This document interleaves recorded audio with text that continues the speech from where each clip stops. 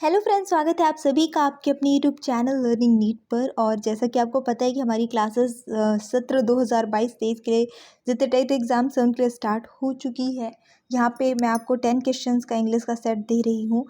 10 का क्यों दे रही हूँ, देखिए 10 क्वेश्चंस जब आप अटेम्प्ट करते हैं तो एक आपको खुद की रेटिंग करने में बहुत हेल्प हो जाती है कि आप कितने परसेंट अचीव कर पा रहे हैं। फॉर एग्जांपल, अगर आपका 60% पासिंग मार्क्स होता है तो 10 में से अगर आप 6 कर रहे हैं तो यानी कि आप 60% के लिए तैयार हैं। हालांकि मैं हमेशा सजेस्ट करूंगी कि आप 1% और लेस करके अगर आप 6 कर रहे हैं तो इसका मतलब आप 50% ही खुद को मान के चले, क्योंकि हमेशा प्रश्न एक जैसे नहीं होते हैं। हमेशा वही टॉपिक के सारे प्रश्न जरूरी नहीं कि आए जो आपका क्लियर है। तो खैर, यहाँ पे स्टार्ट करेंगे सेशन। आगे जितने भी एग्जाम्स हम लोग के हो रहे हैं उन सभी के लिए यूज़फुल है, जिसमें इंग्लिश आनी है। चैनल पे न्यू है तो सब्सक्राइब करके जाइएगा। बाकी सभी के लिए छोटी सी रिक्वेस्ट, लाइक एंड शेयर करने की। तो आज का हमारा फर्स्ट क्वेश्चन है, he thanked me for what I blank. आज बहुत ही आराम से समझेंगे हम लोग, बिना ज़्यादा टाइम वेस्ट किए, लेकिन आराम आराम से, ताकि कॉन्सेप्ट क्लियर हो तो चले आपका। He thanked me for what I blank, है ना। मैंने अब देखिए हिंदी में अगर इसको हम बोलते हैं तो क्या, ही थैंक्ड मी, आधे सेंटेंस को देखिए, ही थैंक्ड मी एक पार्ट है, उसने मेरा शुक्रिया अदा किया। ठीक है, किया, थैंक्ड पास्ट टेंस की बात है, यानी कि वो कर चुका है। फॉर वॉट आई, किस लिए, फॉर मतलब इसलिए, मतलब जिस चीज़ के लिए होता है। वॉट आई यानी मैंने जो किया, मैंने जो किया उसके लिए उसने मुझे थैंक्स कहा, ये आ गया। तो मैंने जो किया, ठीक है, मैंने जो किया। अब मैंने आपको जो है आइडेंटिटी पढ़ाई थी तो उसमें था आ ई ए एल आता है लास्ट में, किया, गया, तो वो पास्ट टेंस हो जाता है। ठीक है, ये चीज़ तो क्लियर है आपका। तो अब आप फटाफट से गेस कर लीजिए, बहुत मैंने इजी कर दिया आपके लिए सारा समझा के। पास्ट टेंस की बात हो जाएगी। पास्ट टेंस की हेल्पिंग वर्ब आपकी जो है होती है सिंपल सेंटेंसेस में, अफर्मेटिव में डिड, ऑप्शन नंबर 2 लगा देंगे, डिड, व्हाट आई डिड। ठीक है, he thanked me for a what I did, बहुत ईजी था, बिल्कुल भी इसमें कठिनाई नहीं थी। The sudden changes in his behaviour came as a surprise to me, I began blank. अब ये आपका एक आइडम एंड फ्रेज वाले चैप्टर से है क्वेश्चन, हिंदी समझाऊंगी। The sudden change in his behaviour came as a surprise to me, मतलब ये है कि उसके व्यवहार में अचानक से जो बदलाव आया है इससे मैं बहुत हैरान हूँ। ठीक है, just like a surprise for me. होता है ना कई बार अचानक से किसी का बिहेवियर बदल जाए एकदम अचानक से, तो आपको कुछ डाउट तो हो जाएगा, है ना। उस पर आप बिल्कुल पहले तो हैरान होंगे और साथ ही साथ आपको कुछ डाउट होगा, यार कि दया कुछ तो गड़बड़ है ना, ऐसा कुछ। तो आई बिगन, मैंने क्या करना शुरू कर दिया, मुझे क्या फील होना स्टार्ट हो गया, उसके लिए एक आइडम एंड फ्रेजेस में से आपका आइडम यूज़ होता है वो बताना है। To cut a sorry figure, to smell a rat, to turn a new leaf और to blow hot and cold. तो यहाँ पे मैं बता दूँ कि यहाँ पे जो सही आंसर होगा वो हो जाएगा to smell a rat. I began to smell a rat. अब ये चूहा ऐसे एक तो है घूम रहा है, उसको पकड़ के सूंघने की बात नहीं हो रही है। यहाँ पे बात क्या हो रही है, कैसे क्या होता है कि जब चूहे मरते हैं कहीं तो वो आपको दिखाई नहीं पड़ते। ठीक है, तो गाय बन गई, नहीं पता नहीं क्या बन गया, तो वो आपको दिखाई नहीं पड़ते, है ना। कहीं पे आपको उनको पहले महक आती है, मतलब बदबू आती है, नॉट महक। तो आपको धीरे धीरे फील होता है, यार लगता है कहीं कुछ चूहा मरा है, कुछ तो गड़बड़ है। अब फिर आप उसे ढूंढते हैं और पता लगाते हैं, है ना। तो इस जो है आपका आइडम का मतलब यही हो जाता है कि कुछ गड़बड़ होना, कुछ गड़बड़ होने का आभास होना, टू स्मेल अ रैट। तो उसका बिहेवियर जो अचानक से बदलाव आया है उसके व्यवहार में, वो मेरे लिए एक सरप्राइज की तरह, मैं हैरान हूँ, मुझे कुछ गड़बड़ लग रहा है, ये कहना चाह रहा है। Did the child blank from the chair, fell, fallen, fall, falling.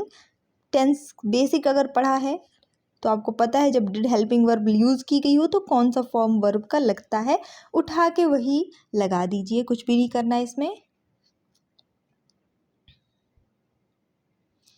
तो did the child fall from the chairs, है ना, फर्स्ट वर्ब की फर्स्ट फॉर्म ही लगती है। ठीक है, इंट्रोगेटिव सेंटेंस से पूछ रहा है कि क्या बच्चा चेयर से गिर गया था। ठीक है, ये आपका पूछ रहा है, आसान था, इसमें टाइम वेस्ट नहीं करेंगे।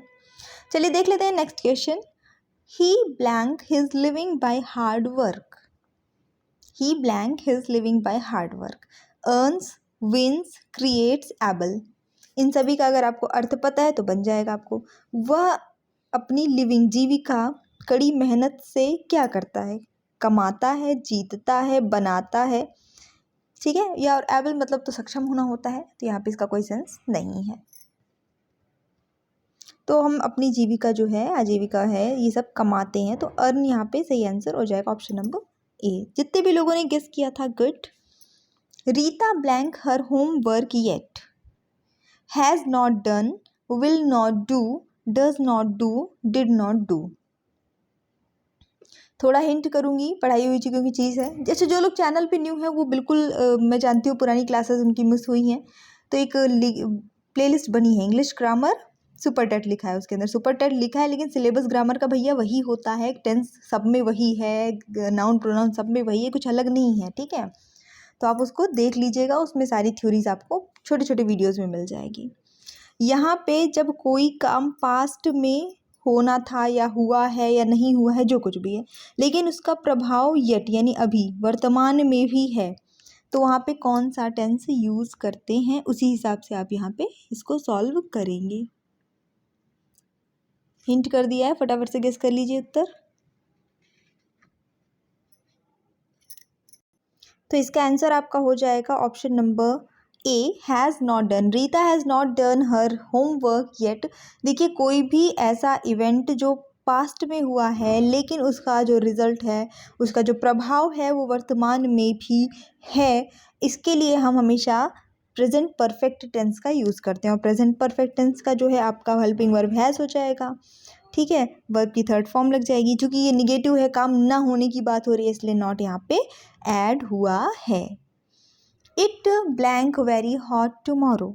आसान है, बहुत आसान है, ये नहीं बताएंगे बिल्कुल भी, फटाफट से लगाइए इसको। टुमारो की बात हो रही है, कल की बात हो रही है, आने वाले कल की, तो मतलब फ्यूचर टेंस। आंख बंद करके विल वाले पे लगा दीजिए, it will be very hot tomorrow, कल बहुत गर्मी होगी। खैर हमारे यूपी में तो बारिश का मौसम बन रहा है धीरे धीरे। फटाफट से कमेंट एक बार करके बताइएगा कितने लोग यहाँ कल बारिश हुई है, मेरे यहाँ तो हुई है। You blank smoke on the metro now it is illegal.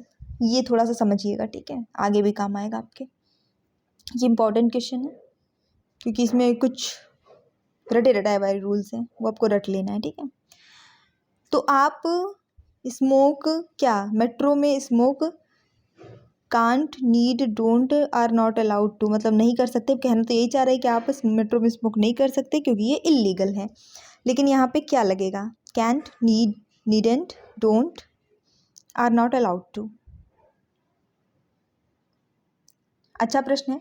तो देखिए जब कोई आधिकारिक अनुमति या निषेध की बात होती है, यानी कि कुछ ऑफिशियली कोई चीज़ मना की जा रही हो या ऑर्डर दिया जा रहा हो, कहा जा रहा हो, तो अलाउड टू या नॉट अलाउड टू यूज़ होता है। हालांकि जब हिंदी में हम बोल रहे हैं तो भले ही निकल रहा है कि आप मेट्रो में स्मोक नहीं कर सकते, सकना वर्ड आ रहा है तो हमें लगता है कि कैंट सही होगा, लेकिन क्योंकि ये एक आधिकारिक निषेध है, धूम्रपान निषेध है अधिकारियों के द्वारा, ठीक है, मैनेजमेंट के द्वारा, सिस्टम के द्वारा, तो यहाँ पे आर नॉट अलाउड टू होगा। और यहीं पे नहीं, हर जगह जहाँ पे ऐसी सिचुएशन आती है वहाँ आर नॉट अलाउड टू, यानी इसकी अनुमति नहीं है, निषेध है। कर सकने को तो इंसान कर ही सकता है, बहुत कुछ कर सकता है, क्यों नहीं कर सकता मेट्रो में, है कि नहीं, लेकिन वो निषेध है। I asked him for some paper but he blank.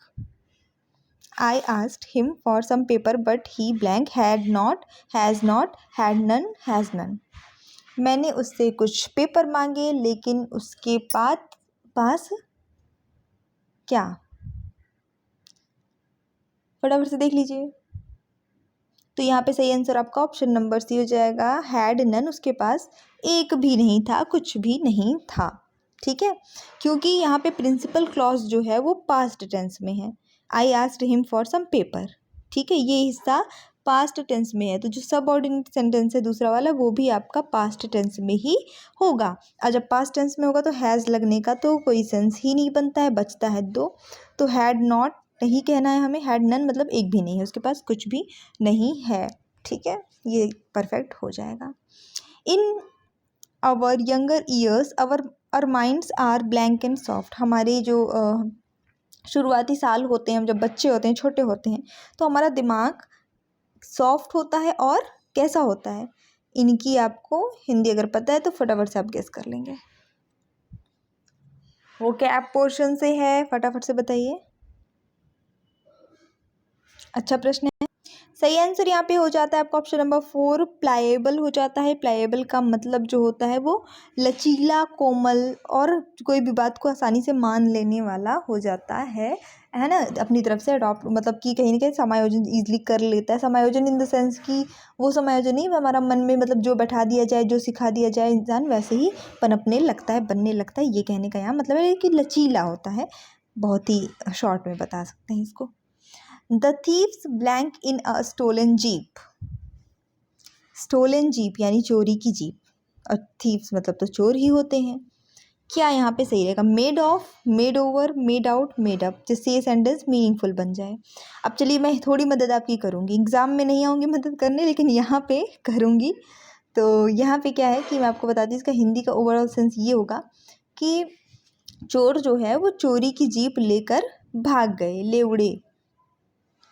ठीक है, फ्लाई वाला उड़ना नहीं, मतलब लेके भाग जाने वाला उड़ना। ठीक है, जाहिर सी बात है एक योजना बनाए होंगे, सब कुछ किए होंगे। और जब हम कभी योजना बनाकर भागते हैं, योजना बनाकर भाग जाना, इसके लिए जो फ्रेज यूज़ होता है वो होता है मेड ऑफ। फ्रेजेस के भी बहुत प्रैक्टिस सेट आपको कराए हैं। ठीक है, एक और प्लेलिस्ट है इंग्लिश प्रैक्टिस सेट, उसमें सिर्फ आपके मॉक टेस्ट हैं, बहुत छोटे छोटे मॉक टेस्ट हैं, मतलब कम टाइम में ज़्यादा नॉलेज, डिटेल के साथ, हिंदी एक्सप्लेनेशन के साथ। तो इसका सही आंसर ऑप्शन नंबर ए हो जाता है। मुझे पूरी उम्मीद है कि आपको आज का सेशन अच्छा लगा होगा। पसंद आया तो प्लीज़ लाइक, शेयर, सब्सक्राइब ज़रूर करिए। शाम को 5 बजे डेली आपकी क्लास चल रही है, चलती रहेगी।